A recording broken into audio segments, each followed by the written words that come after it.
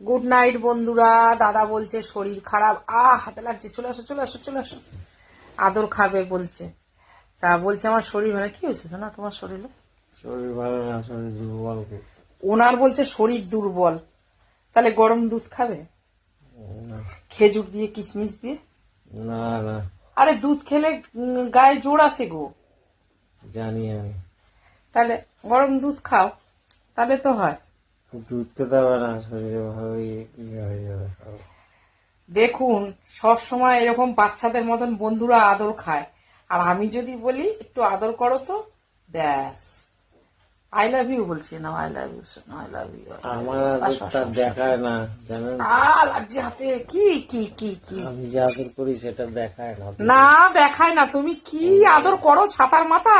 ওনার ইয়েটা আদরটা দেখায় আমার। আচ্ছা বন্ধুরা, আপনারা বলে দেবেন কমেন্টে।